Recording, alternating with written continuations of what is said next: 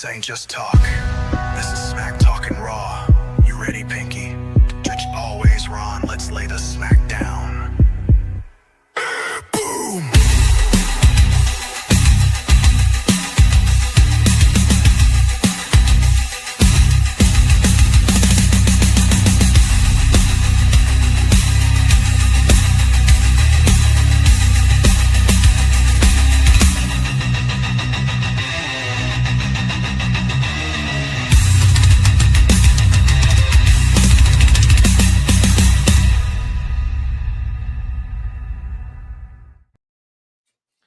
What's going on, everybody? It is Smack Talking Raw. I'm Pinky. We got Ronstradamus in the house. What's going on, Ron? What's going on, Pinkster? This is a big week for you, my friend. Feeling good, buddy. Feeling good. You may not have been at the first one, but you're going to be at the last one. That's what I got to say about that. I'll be at the last one for sure. I'm excited about it. Man, I'm excited. Nice little weekend with the wife. Washington, D.C., never been there. So gonna have to watch the Broncos game on the way back, on the plane on the way back to Colorado. So gonna be a good weekend, buddy. How you doing? I may be using my season tickets I'm fighting with one of the co-owners of the tickets because I want to go. One of these days I gotta treat you to go to the game. We're 14 seats off the field. So yeah, it's ridiculous. I'll have to show you pictures of that. But yeah, man, big game against Green Bay on Sunday. That's for sure. And it's a house divided because my wife lived in Wisconsin for a lot of years. Now she's partially Bronco fan, partially Green Bay fan. So she's in the middle, but the kids are definitely on the Wisconsin side of things, and I'm on the Bronco side. So somebody's moving out. Time to get those kids out of here. Man, speaking of football, well, first of all, our 11-2 Denver Broncos. Check us out. And then just in case you didn't know, now you know. So there's that. And then I wanted to talk a little bit about fantasy football. Do you do that, Pinky? Yeah, I've got like 10 teams, buddy. What do you want to know? Okay, got it. This year I only took 2. And I was like, okay, I'm going to go dominate the league, so I'll be able to focus and concentrate on what's going on and so on and so forth. I started off 7-1 in both leagues. 7-1 in both leagues. I just almost officially lost. I'm almost getting eliminated from league number 1, which was the big money league. I had injuries that just crippled my team from the time I was 7-1 all the way through. And I'm just about to be almost eliminated from the second one, depending upon what the course of action is by the time we're finished with this tonight. So from the penthouse to the outhouse, bro, I think it's fixed a little bit, my friend. Oh, buddy. I've been there. I've been there. Nothing's worse than being like, man, and that's one of my teams this year.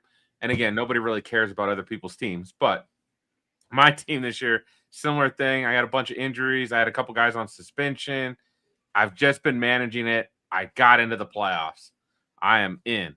So, and once you're in, anything can happen. Anything can happen. And I'm on the outside looking in, so I can't even stand it. So for those of you out there playing fantasy football, I'm putting it to you like this. I wish that WWE was consistent so we could do fantasy Raw or fantasy SmackDown, but we ain't got that kind of booking right now. So I just really want to just celebrate the fact that, you know what, it's football season. We got Super Bowl opportunities coming up for the Broncos. If we get the number 1 seed, we may have a good shot at it to get there. But anyway, back to the broadcast at hand. So Pinky, you're going to go see John Cena's final match. How are you feeling about that, bro? Dude, every time they've been doing these little 2-minute segments of an interview that he did that's supposed to release tonight after Raw. Every time they play those, man, it just hits that, oh my God, like we're there. This will be Cena's last match. He has done media like all last week. He was on he's on the Chris Van Fleet show that comes out Tuesday. He was on Bill Simmons' show. He was on he was on a bunch of them. And it was like he was just doing podcasts this last week. And all of them had the same thing. this is my last match. Like he did Jimmy Kimmel. Jimmy Kimmel. Yep. He did Jimmy Kimmel. And I liked what he said on Jimmy Kimmel. He was like, I need everybody to understand this is my last match. I want you to get that closure so that you're not like, oh, he's coming back. He's coming back. I'm not coming back. This will be it. Do not think that I'm coming back because you won't get that closure that you need. You know, and I get it. You know, there are a lot of wrestlers. I'm retired. And then you see Ric Flair in another promotion, right? Or Sting, or still talk of Goldberg doing another match somewhere. Like, I get it. John Cena's got enough money. He does not need to do this anymore. Well, let's play devil's advocate. Tony Khan comes and says, they didn't really do your last year in WWE right. I just want to have a one night only, and I'll give you $50 million to wrestle. I don't think he would take it. 100 million. I don't think he would take it because that would make him a liar. True story. True story. We got a lot to cover today here on Smack Talk and Raw. First of all, my name is Ron Stradamus. Reason why I get that name is because I am flawless when it comes to picking how WWE programming is going to go. And then that's Pinky, the Pinkstradamus. He is also pretty darn good this year. And next year, if you're one of our listeners, we're going to be having a competition and we're going to keep stats for the whole entire year. And the loser gets dinner. The loser buys dinner for the winner at the end of the year. So we're going to keep track of all the pay-per-views, WWE, from the first one all the way to the last one. And we're going to keep score of who did what. And we'll keep the tally running all year long to see who's doing what, when, where, and how. And we're going to, and then as a part, like, so it would be easy to say, okay, we all picked the same matches, no big thing. So if there's a tie and we have ties on all the matches, whatever, we're going to have a coin toss where the other person has to choose somebody else. You know what I'm saying? So we'll figure it out. So we have a clear cut winner. No disqualification, Pinky. What do you think about that? I'm thinking I'm excited because I eat a lot more than you. So that's going to cost you some money, baby. I'll make sure I get that workout in. I'm extra hungry that day. That's right, baby. That's right. Before we jump into SmackDown, I got to tell you, Ron, I think I have a problem. I have now got multiple action figures. I got LA Knight. Found this for $10. I was like, cool, LA Knight, let's go. I'm really excited about this one. Oh, that's awesome. I was like, I got to get Ethan Page. And then I had to get my girl. You had to get, it's still in the package, right? Still in the package. Still in the package. I think I'm gonna take them all out and play with them because what good are they in the box, right? I figured that one was coming out of the box anyway. We'll talk about that on a different program. But man, you know, Smack Talk and Raw, we got so much to cover today. Normally I have a segment here called the Raw Rant, Ron's Rant. And today I do want to rant.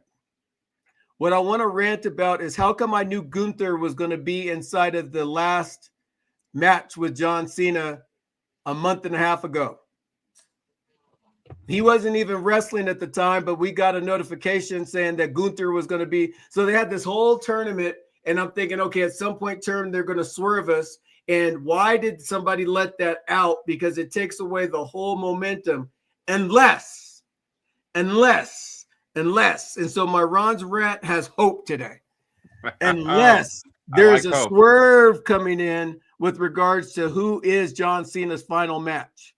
And so I'm going to come back later on in this show in about 45 minutes, and I'm going to give you my ideas of who could be the final true match for John Cena in WWE. So remind me, Pinky, to come back to that. All right. See you in a minute on that. Yeah, I know we got that notification, and that's where I felt like, you know, Carmelo Hayes, that would have been great. You know, he was young. Javon Evans even, but you can't have Javon Evans beat Gunther in Gunther's first match back. I get it, but Obafemi, all these different. I mean, now Obafemi has made his way over to the SNME match. But I mean, it would have been so incredible for him to face John Cena in his final match. Well, let's talk about SmackDown real quick. SmackDown, good, not great, nothing real memorable. I was just say, man, and we got to see it live. The Open Challenge with Ilya Dragunov, all of those matches are bangers. They're all fantastic. His match with Carmelo was really good, and it's given me hope. And I know you like this. It's giving me hope that Carmelo's about to get his push. Because they're featuring him quite a bit lately. I like the fact that all the NXT champions that were there once upon a time are now starting to step up. I mean, whether it be Braun Breaker, Ilya Dragunov, Carmelo Hayes, all these guys are starting to get rubbed right now. Oba Femi, they're starting to come up because they were all champions down in NXT. How do they come up to WWE and become jobbers, right? We want to make sure that these guys have the right standing, and that's just a booking issue.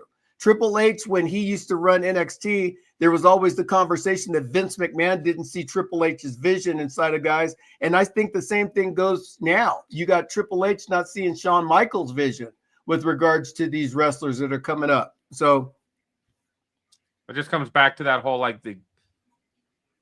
you got to have something for them to do. You got to have a clear vision and plan for them when you pull them up to the main roster.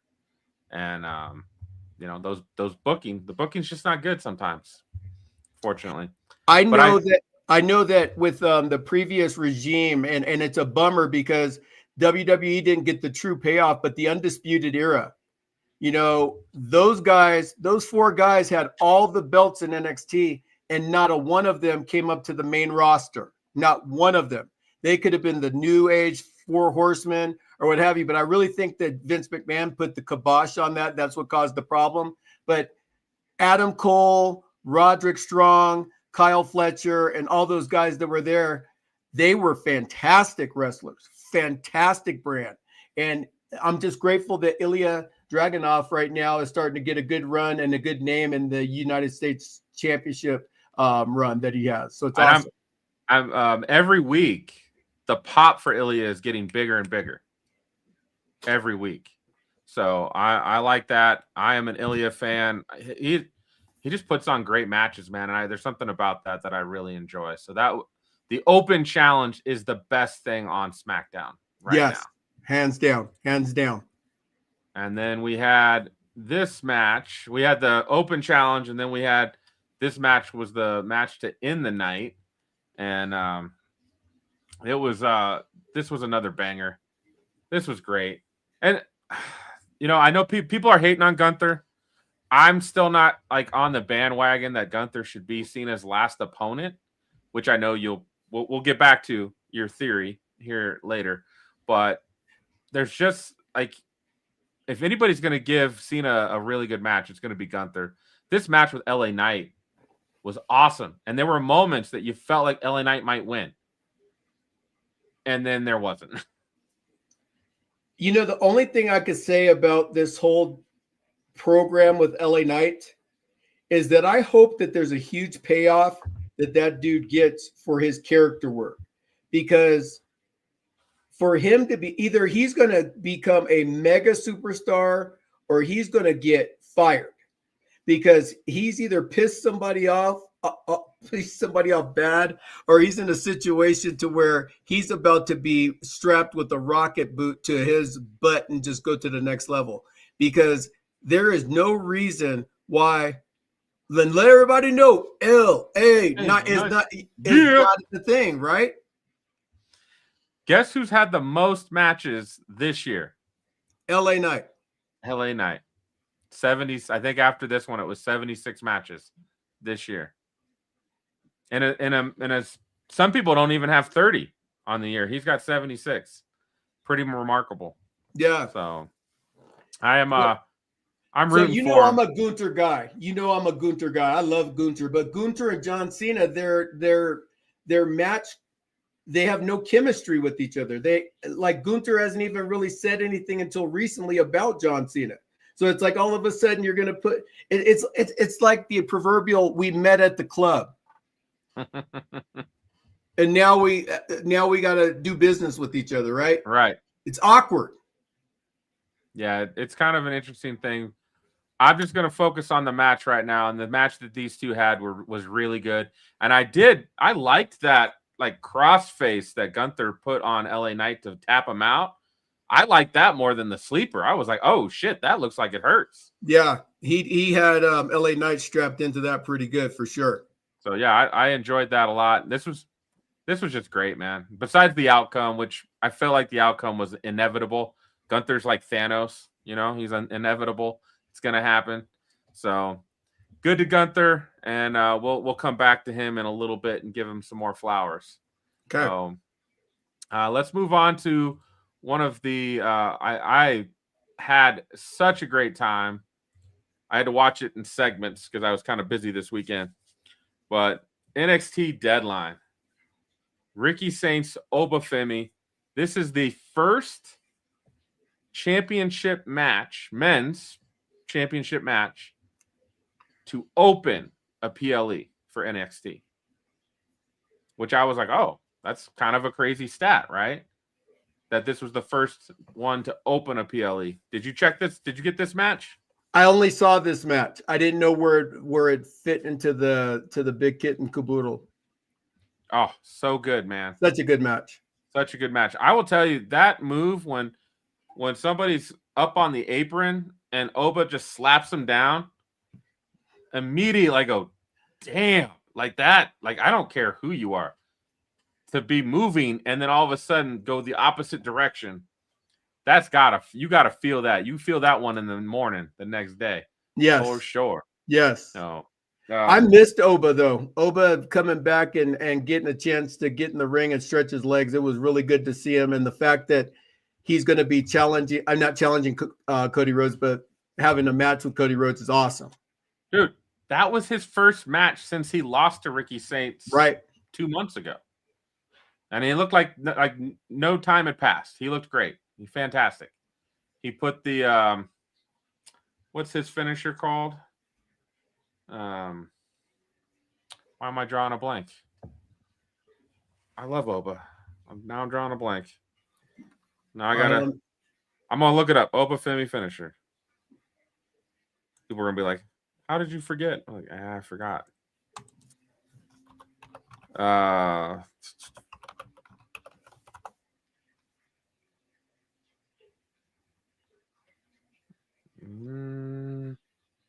I can't find the name of it.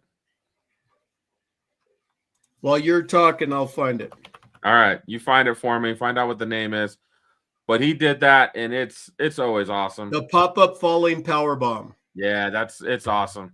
It's just a great display of strength. I didn't know that was a name. I just thought that was like the move set. So I didn't. There's a specific name that they've given it to him. So they don't just call it a power bomb. They've got like a falling from grace or I think it's fall from grace. Maybe. I don't know. We'll just say it's a power bomb. But they did give this match a special rub beforehand. It was told to these guys showed up on SmackDown, which was cool to see them on SmackDown. And it was presented that the winner of the match would take on Cody Rhodes on Saturday Night Main Event. So I was super excited at the end of the match going, holy crap, I'm going to see the ruler at Saturday Night Main Event. I was having a good old time. You are. That just clicked with me. Oh my goodness, you're going to see Obafemi at Saturday Night's Main Event. Wow. Yeah, buddy. So I am super stoked for that. I got a feeling Drew Mac. We'll talk about it, but I got a feeling. So yeah, congrats to Oba. He is the champ again. I do believe this is going to be short-lived. I believe the next PLE is the first weekend of January. Something hell. Oh, hell, New Year's hell or something like that. And Oba's going to lose to Javon Evans, which we'll get to. But all right, let's talk about that when you're ready. Actually, we'll just talk about it now. Okay. So we got the Iron Man Survivor Challenge. These 5 guys were handpicked by John Cena, which was pretty cool. And have you seen an Iron Man Survivor Challenge before? Yeah, that's an incredible match. I mean, Shawn Michaels putting that together. That's that should be in the main roster also. But good, continue. I feel like it's got it's kind of like another version of Elimination Chamber, kind of, right? But a little bit different rules. It's basically you got the 5 guys. You start the match with 2. Another guy gets entered in every 5 minutes. You try to get as many pinfalls as you can. If you get pinned or submitted, you have to go into the penalty box for 1.5 minutes. All right, so they got a little penalty box in there. That creates some fun stuff because if one guy's in there already and another guy comes in, they can start fighting in the box. Yes. There was a fantastic thing last year with Ethan Page and Oba. Oba's in the box. Ethan Page got submitted, and he's going to the box, and he's like, I don't want to go to the box. Kobe. And you just got Oba saying, bring him to me. Oh, so good. But, man, I'll tell you, the 3 guys, I don't know if you notice all these guys. We got Javon Evans. You got Leon Slater. You got Miles Bourne. You got Dion Lennox and Joe Hendry. And a lot of these guys are kind of younger guys that they're trying to start featuring now, which I think is because the word is there's going to be some call-ups here at the end of the year or the beginning of the year, at least by Royal Rumble. So if some of these guys get called up, they got to have guys to replace them, right? So Absolutely. I think that's kind of what this was all about. Watching Leon Slater and Javon Evans, there's just nothing like them. There's just nothing like those 2 guys together. Leon Slater did a 450 on, I believe it was on to Joe Hendry and pinned him. It was nasty, man. It was just straight nasty. Javon Evans did a bunch of stuff. Miles Bourne was okay. Dion Lennox is a powerful guy. He's just kind of he's really starting to get into his groove. He was dark. He's in Dark State, and he was part of the tag team champs. He actually gave up his role as part of the tag team champs to kind of go a little bit more single oriented, so that he's not in the tag team picture anymore. He'll be doing more single stuff, which I think is part of pushing him forward. And then they made Joe Hendry look great too. Joe Hendry had some good moments in this match as well, which I know you're not a huge Joe Hendry fan, which I get. He's not for everybody. His gimmick is a little cheeky, right? Man, it's more than cheeky. It's assy. You know what I'm saying? Like at the end of the day, I mean, I get people like Joe Hendry. I get it.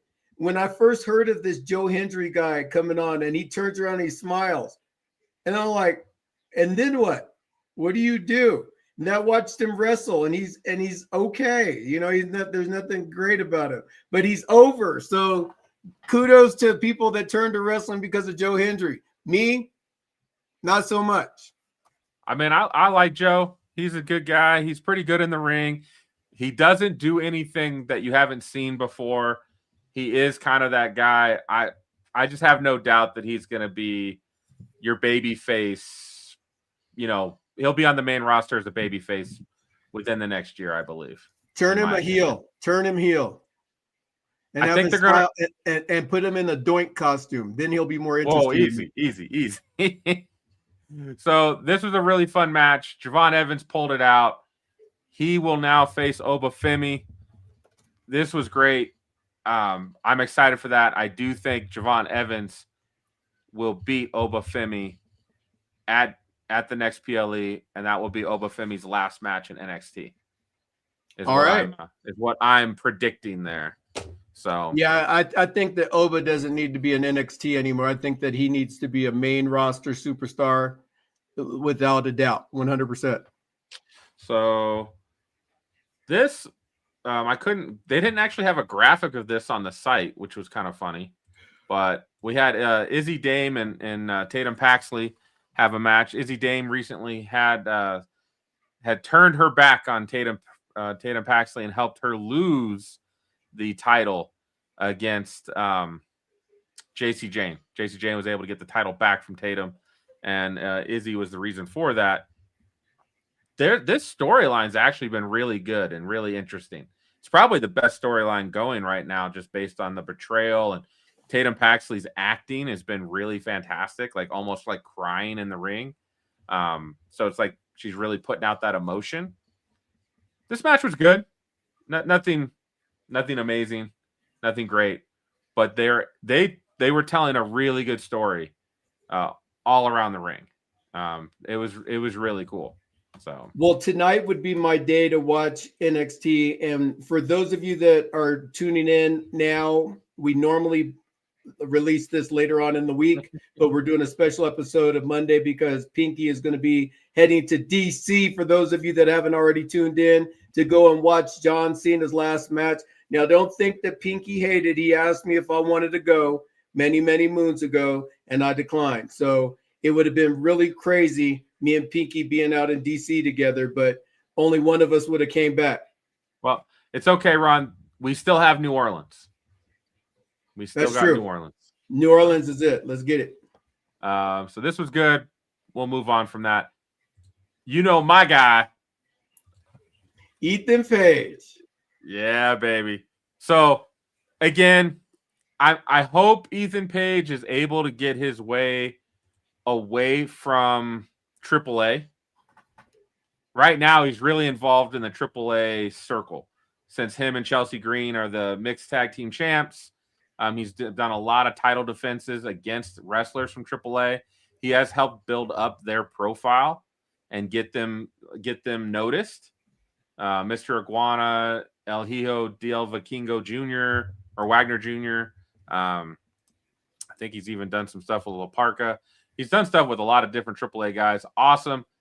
But it's time to start moving him. I need him on the main roster. I need a guy who just is a bad guy. And not just because he's evil. He's just all ego. I'm better than you, and I know it. And I know it. That's for sure. I think that when a lot of the wrestlers started coming up with their contracts from the other organization over to WWE, I think a lot of people were concerned that they would get buried within WWE. And Ethan Page is one of those right now. He's over. He is so over right now. But at what point in time do you pull the trigger to make it so that he gets to the main roster so he doesn't lose that luster? Javon Evans, when do you bring him over so they don't lose that luster? The booking's got to be consistent and solid. Give Ethan Page more looks on the main roster. You're giving him looks on AAA. I would venture to say that if you were to ask most wrestling fans, 1 to 10, if they watch AAA, maybe you got like a couple of people that went over. You're not going to get a big magnitude of people. So I don't think you lose anything with that per se, except for the fact that you get this crossover from Ethan Page, who you love. Now you're watching AAA wrestling that you normally wouldn't watch. Hey, all the AAA events this year, I watched them all. They were all fantastic. Yeah. If you like lucha wrestling, fast paced flips, a lot of stuff, all of those events were fantastic. And Ethan Page was at all of them. Awesome job. So Mr. Iguana, Ethan Page, pretty good match. I will say Mr. Iguana is probably kind of like Joe Hendry, right? It's a gimmick. The gimmick does get a little old. I've seen Ethan Page versus Mr. Iguana too many times now. Like, they didn't do anything in this match that was completely different than what they've done before. I'm hoping this is their last match. Ethan Page did pull it out. He is still the champ, and he's still the double champ, and he will move on. But hopefully Mr. Iguana can go and he can start wrestling someone else. I need him to leave Ethan Page alone for a while. But I do like Ethan Page and Chelsea Green a lot. So that dynamic has been fantastic. And then the last thing from NXT Deadline, and this was the best part. The Oba match was pretty damn good. Oba and Ricky Saints match was pretty damn good. I would say this was probably the best part of Deadline, though. This was fantastic. So Ruka was great. Kalani Jordan was great. Lola Vice did her thing. I mean, she knows what the people want. Let's just say that. She knows what the people want. The people or Pinky want. I mean, I'm part of the people, right? I'm a man I of the represent people. the people. I'm the representer of the people. And then Jordan Grace, I feel like she's starting to lose her luster, unfortunately. Because Kendall Gray is the other woman here. I don't know if you've seen a lot of her. She's popping up on NXT. She's the Evolve Women's Champion. Yes. I'm going to tell you right now, they're sticking a rocket on her right now. And she's fantastic. She is fantastic in the ring. And all of these women really shined except for Jordan. I just think Jordan looked out of place with these women because besides, I guess, Lola, she doesn't do a lot of high flying, right? No. Lola's kind of got one move. Yeah, she's got one what move. She does. And she does it right. And she does it well.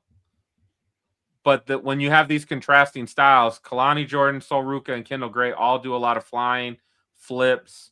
They do a lot of athletic stuff. And then you've got the two girls who don't. It kind of took their shine away. I felt bad for Lola and Jordan because it was really just they just didn't have any moments where they really shined. Well, that's where, see, one of the things that frustrates me about WWE programming is that, and I say this a lot, back in 1985 to 1988, you could watch NWA wrestling and you really believed that Ric Flair, Arn Anderson, Tully Blanchard, and Barry Windham or Lex Luger, they really did what they did to the person that they were doing it to. Because there was a time where the NWO they had the police called on them because Rey Mysterio got thrown into the side of that camera truck, and everybody thought that the NWO had really taken over, and they called the cops on them. Now that you know that Triple H is writing the scripts and all that sort of stuff, it takes away a little of the luster of like what a person would really do in that battle. You know, when you I talk about this a lot. If I'm in the octagon, right, I might be a wrestler. I might be a Taekwondo person. You get in the octagon, I'm whatever it takes. You know what I'm saying? Like I'm in the ring. I'm doing elbows. I'm doing strikes. I'm doing jiu-jitsu. Ron, I didn't know you knew jiu-jitsu. Me neither, right? So at the end of the day, when you're putting these girls that have different styles inside the ring, you got to get them to get outside of their element to make it so that everybody's blending in, to make it so that they fit inside the ring, as opposed to letting one stick to their genre, letting the other one stick to their genre, and they get lost in the shuffle, to your point, Pinky.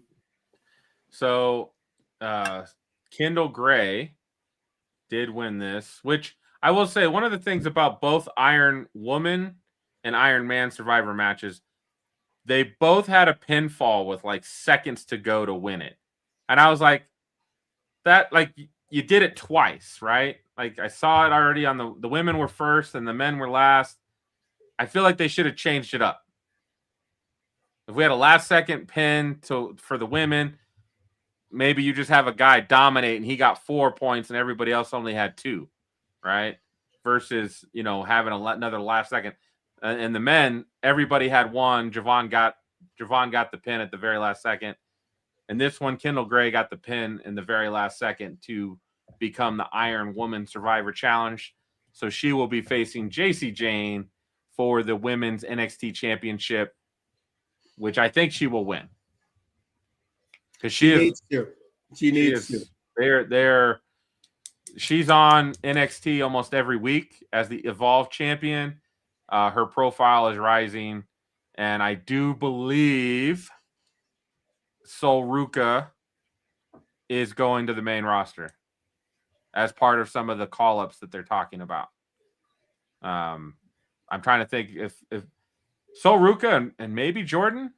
I don't know if there's much else. I mean, I know Jordan hasn't won a championship, but she can hang. I don't know. You know, there's just nothing else for her to do, really. Well, it's like Bianca Belair when she was down in NXT. She won nothing. She was just an also ran, and then she comes up to the main roster and she's a superstar. So who knows? Sometimes maybe it just takes some rebranding, right? Yeah. Maybe that's what Jordan needs, because I think over the last 6 months, all of her luster is gone. She got her title opportunities, never happened. Blake Monroe put her in her place. Yeah, it's time for her to move on, probably. All right, so I know we had one. We've got a topic to finish the show off. Before we go into that, I just want to remind everybody, you know, all the things to do. Drop a like, a comment, you know, talk about content that you really want to talk about. As we get into this segment, I'm just thinking about like my favorite John Cena moment. And I was there for this one. I was there for a lot of them, but this one specifically I was there for because I couldn't believe what my eyes saw. WrestleMania 25. John Cena was fighting against the Big Show and the rated R superstar Edge. And he has them in the corner and he picks both of them up on his shoulders, the Big Show and Edge on his shoulders, and walks them into the middle of the ring. Unfortunately, Edge slid off. But the fact that he was able to take the 500-pound giant, the Big Show, and the 260-pound Edge and hold them enough to be able to walk to the center of the ring, that was unbelievable. That's my favorite John Cena moment of all time, because that strength that he showed right there was unprecedented in my mind. It's amazing, because that you're talking about, it's probably, depending on which, if it was heavy Big Show or just kind of slim down Big Show, it was probably at least 700 pounds. And I'm thinking, man, 700 pounds on your back walking, that's pretty tough. Yeah. So Saturday night's main event, Washington, D.C., Saturday night on Peacock. Check it out. It's going to be a blast. It will be the last time we see John Cena in the ring wrestling. He's still going to show up from time to time, maybe hype some other guys up. You know, maybe he'll do a manager. Maybe he'll do a guest referee match or something. But he is done performing in the ring. I do take him at his word for that. So this is, so far, we've got 3 matches. I believe on Raw tonight, they're going to announce a few more matches. But we've got 3 right now. So we got Bayley and Sol Ruca. This got announced on SmackDown. And I'm not sure why Bayley, but sure. I know Bayley's big on mentoring the younger generation. She just had a wrestling conference this last week. Yes, that John Cena was at. Yes. That John Cena showed up at and gave his time. And there was a bunch of women were there, you know, amateur wrestlers from different promotions, and seemed to be a great time. So I guess it kind of makes sense that she's helping. This is also one of the reasons why I think Sol Ruca is pretty much done in NXT. By Rumble, I think she's done. I'm super excited to see her put a soul snatcher on Bayley, though. That's going to be dope. That move is unprecedented, for sure. For sure. She is the owner of that move. That's awesome. Are we counting wins on this one? Do we need to make a prediction? So if you want to play that game, we could do it. I take Sol Ruca. You think Sol Ruca will win? I know Bayley's kind of stuck in the tag team division right now, so her taking a loss in a singles match probably doesn't really hurt her much. Sol, I think we'll both go Sol. I think that's probably the way to go. We got some soul, brother. Got some soul, so I'm excited for that. This one, though, as we talked about, we alluded to, I can't freaking wait for this. I can't wait, buddy.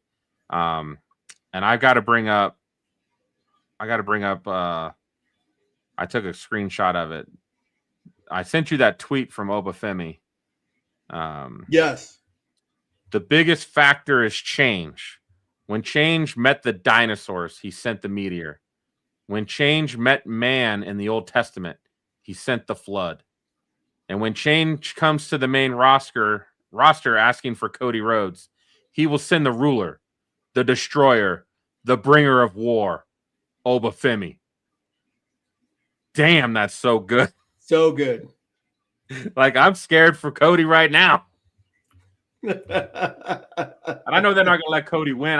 My earlier comment I was going to make was I think Drew McIntyre will get involved to help Cody. If Cody loses, it's because of Drew, or Drew will get involved to where it's a disqualification. I agree with you. I think that Obafemi is going to get the rub here so that everybody knows that he's a badass. And I think Oba's going to win, but I think it's going to be at Drew McIntyre's hand. And that's going to result in Drew McIntyre and Cody having a match at Royal Rumble for the title. Because otherwise, why would I know Cody came out fired up on Friday Night SmackDown. I want Drew, and you've never beaten me, Drew. But it's like, why would the fans get invested in that? This is a great way to be able to tie that all together. Right. And Cody just attacked him on SmackDown. Yeah. So, we're keeping that feud. People are like that feud. We're keeping it going. So, what better way to do it than here? So, super excited about this. There are I believe there will be 2 more matches announced tonight, is what I'm thinking, on Raw. So, fingers crossed on that. I will get hyped up. So, probably are you taking Oba also? I mean, I'm gonna take Oba and a disqualification. Well, I think it's gonna be a DQ. I don't think anybody wins. It'll be a DQ because Drew McIntyre is gonna get involved and cause a DQ. Because I don't think you want Oba to look weak by taking a pin to Cody, and I don't think you want Cody to look weak either. So I think the meet in the middle, you have somebody come in and interrupt it, and at some point the ref sees the Drew mess with them and rings the bell. It's a disqualification match. Cool. You taking Oba though? I'm taking Oba with McIntyre giving Cody a Claymore to the face, and Oba just covers Cody for the 1, 2, 3. That would be dope. I hope that happens. I'm gonna go DQ, but I hope I hope that happens because I'd love to see Oba. I want Oba done in NXT, man. Like I didn't like him coming back and taking the title back from Ricky Saints. Doesn't make sense to me. Like he never needed to show up in NXT again, unless they were just like, well, we don't want you just yet. We still need to sell some more tickets, and you sell tickets, so we're gonna keep you for just another month or 2. That's correct. And then we'll move you on. And then the last match that's been announced so far, as we know, as we talked about, John Cena versus the Ring General Gunther, who also came out with a pretty good promo after beating LA Knight, and talking about how he's going to make John Cena tap, and how, hey, John, you can't see me, but I can see you. Or no, you can't. I can't see you, but you can see me. Right. And I'm going to come and beat your ass. I'm going to come and beat your ass. Right. So what are your thoughts of what's going to happen? So Triple H, Paul Levesque, has been under so much heat with regards to his booking. So there's 2 ways that this can go, and one of them is not going to happen, but I'm going to fantasy book this for you a minute. So all of a sudden, Gunther's music hits and he doesn't come out. And all of a sudden, they flash to the back and Gunther is being held down by the bloodline. And all of a sudden you hear, if you smell what The Rock is cooking. And then down to the ring comes Dwayne The Rock Johnson, and everybody, including yourself, loses their everlasting mind. So what I want you to do is, if that does happen in your last will and testament, because you may die right there on the spot, I want you to make sure that I get all your belts and all that sort of stuff, because your kids don't really care. Harmony tells me in my ear, she's like, Dad, Dad really loves this stuff. I just do it because I like to hang out with them because I'm a little kid and everything like that. Me, right there, 17, never, right? That ain't going to happen. But that would be sick if it did. But the more likely thing to happen is Gunther's music hits. They pan to the back and they show Gunther laid out. And then all of a sudden you hear dun, dun, dun, dun, dun, dun, dun. And Brock Lesnar comes out to the ring, challenging John Cena in his very last match. And in that case, John Cena wins and finally beats Brock Lesnar in the middle of the ring. 1, 2, 3 to go out the conquering champion, the conquering hero on Saturday night's main event. Well, that would be amazing. And that would be a great swerve. And Triple H won't do it. Me and Paul been on the phone recently. I called up the WWE headquarters enough to where they finally put me through. He's like, "Are you crazy? I'm running a multi-billion-dollar operation." And I'm like, I'm trying to take it down with my little show called Smack Talk and Raw. Okay? I would love that a lot. I'm still pissed off about WrestlePalooza, which most of us are. Because that whole thing just doesn't make any sense except for ESPN wanted Brock Lesnar on the show. So they've got Brock Lesnar on the show. But then if he comes in and squashes Cena and nothing else happens from it, then why did we do this at all? It didn't serve any purpose. He was good at War. Brock was good at War Games, but he wasn't like dominating at War Games. He hasn't. That was his only other match since the WrestlePalooza. So we haven't seen him come in and dominate people to where it made sense. Like I saw an interview of John talking about their 2014 match where, Brock had come back. He took out Cena or Undertaker's streak, right? And it was like right after that, John was like, okay, if he beat the Undertaker, took the streak, now we need to make him look really monstrative. So we was like, who's the dude that's going to beat this guy? And he was like, and we knew it would be Roman Reigns, but we wanted to make Brock look like a monster. So how do you look like a monster? You beat the crap out of John Cena, right? It served a purpose. WrestlePalooza didn't serve a purpose. I'm still pissed off about it. Until Saturday night's main event. Because then you set up Gunther versus Brock Lesnar at WrestleMania, which everybody's been clamoring for the last couple years, because you got to introduce those guys to the script.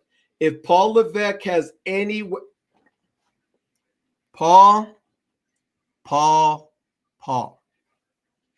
If you have any weight inside of your pants in the front of your loaves and you want to show your cojones, your big, gigantic grapefruits, you book this match the way it's supposed to be built. Because if you don't build it this way and it's just Gunther versus Cena, you're putting heat on somebody that doesn't need that heat, which is Gunther. Gunther needs to be moving in a different direction. You've already built it with the new look, with the new music. He could become a good guy. And now people start getting behind Gunther. When he's fighting against Brock Lesnar, they have some brutal bouts. And you can actually get brutal for a while, bro. That writes itself. It is fantastic. It is fantastic. So I'll put you down for Brock Lesnar. No, put me down for John Cena. John Cena's winning the match. And I think nobody's coming out. Well, I think there might be some shenanigans, but I do think Gunther will beat up on John, and then John is going to go Super Cena, and Super Cena is going to win the day and give the crowd what they want on his last match. Are you going to have tissues there? I am. Yeah. Are you going to cry? Probably. Yeah. I want you to FaceTime me when you're crying. I'm like, it's so beautiful. John Cena. Yeah, man, I'm going to miss you, John. I was there at WrestleMania 20 when he had his debut at WrestleMania against The Big Show. And that was incredible at Madison Square Garden. WrestleMania 20, he led off the match against The Big Show as he won the United States title that night against The Big Show. That was a pretty big night. The next year he won against JBL. Yeah. In the that was his first world title match. WrestleMania 22, he beat Triple H at in Chicago. 23, he beat Shawn Michaels. 24, he beat Randy Orton and Triple H. 25, he beat Edge and Big Show. 26, I don't think he wrestled. No, he fought against Batista. WrestleMania 26. He and Batista fought. So I mean, I could go on and on and on. John Cena is one of the most credible professional athletes ever because he loved professional wrestling. There's people that come into this, they're just in there for the money. They come in there and they're just in it for the notoriety and the prestige. And behind the scenes, people have said some things about John Cena that, okay, at 3:00, we're going to have dinner today. And I am the one that did it. I am Rikishi, and I did it for The Rock. You know, I mean, he has that kind of disposition. I want things in order. But the problem with him wanting things in order is that that's what makes a champion great, is when you are a person that's an orderly person, you no longer put things aside and say, okay, I'm okay with going your way. He knew what it would take to be a champion. He followed Vince McMahon's leadership. He's followed Paul Levesque's leadership, and now he's bowing out. So I think that he sees where wrestling is, and he said that he wanted to kill wrestling, and to a certain degree, I think that he did. Because coming this year, in his last year, they could have booked this so much better. But that just leaves that we're not going to have this era of wrestling anymore. It's got to grow into something better, something that's going to be more. I think that one of the things that I'm looking forward to, especially with TKO owning WWE at this point, is having more of a realistic component to WWE. You know, you got your Carmelo Hayes, your Javon Evans, and all these guys that are high flyers and do all these spots. I think that you're going to have more brawlers come into it. I mean, you've already had it's going to be more physical, and ESPN's involved now. So they're unhappy with the deal that they have with WWE right now. So I think that you're going to start to see a change in character development. You're going to see a change in how the product is presented. And I think that'll all bode well for the product moving forward. It needs to get edgier as well. Yeah. I feel like we're being too PC for all the corporate sponsors. Like, this is wrestling, guys. It's like that. This is what it is. You know what you signed up for. If you want more people signing up for ESPN Premium, let me show you how we can get there. Right. And right now people aren't doing it because it's just not something that they're like, oh, I gotta watch that. You know, we're watching it because we're lifelong wrestling fans. To get those new subscribers, they need people like that are like, oh man, that's awesome. I need to see that. I need to watch that new guy. That's really exciting. Like, that's where they're going to get their growth. So as we wind down Cena's career, Ron, we had kind of touched on it a little bit last week. We got about 7 minutes left. So we talked a little bit about which wrestlers have had the biggest impact overall on professional wrestling. And I think we can kind of narrow it down to 4 guys, in my opinion. The Rock, Ric Flair, John Cena, and Hulk Hogan. Would you agree with those 4? The biggest impact on professional wrestling. Wow.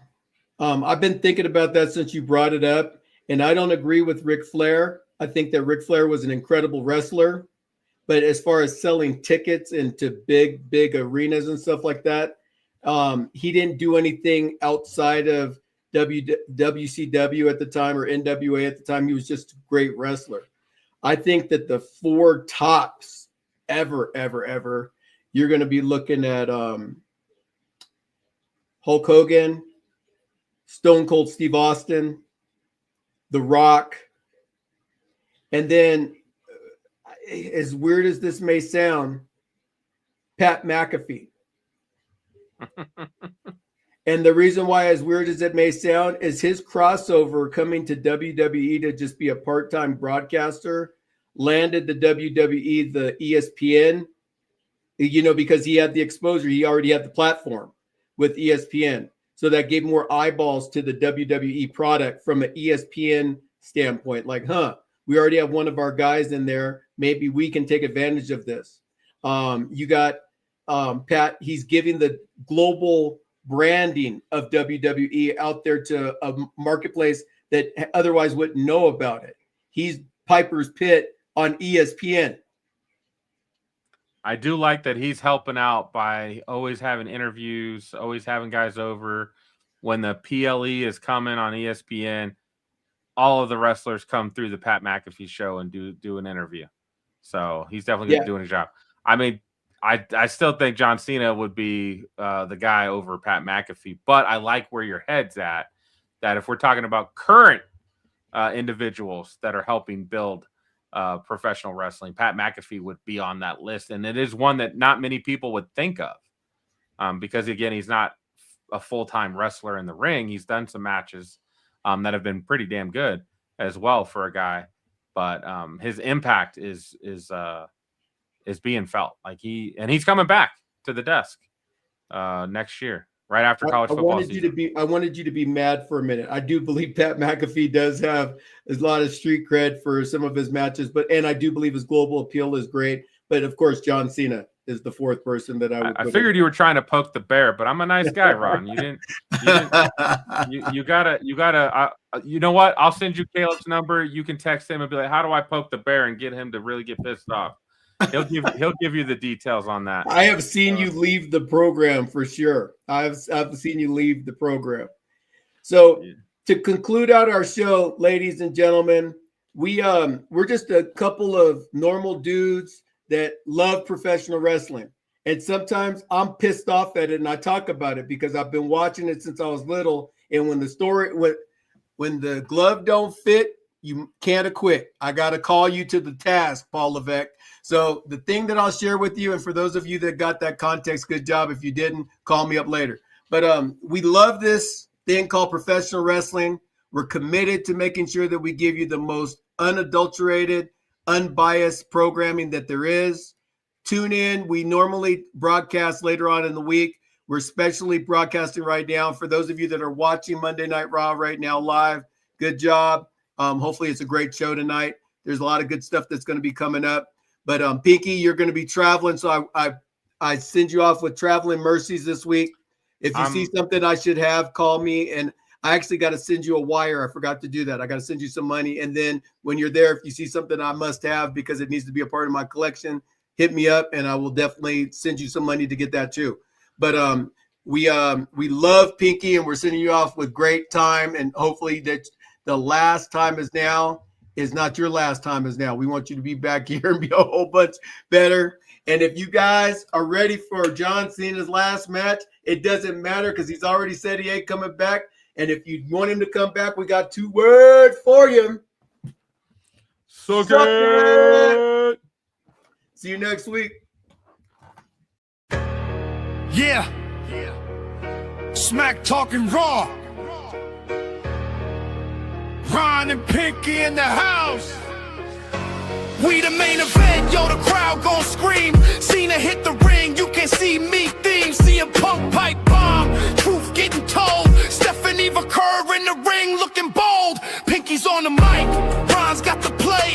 Dropping hot takes every single day. Mike's blaze, crowds wild, energy tall. Monday night vibes, we bring it on. From the top rope talk to backstage brawl.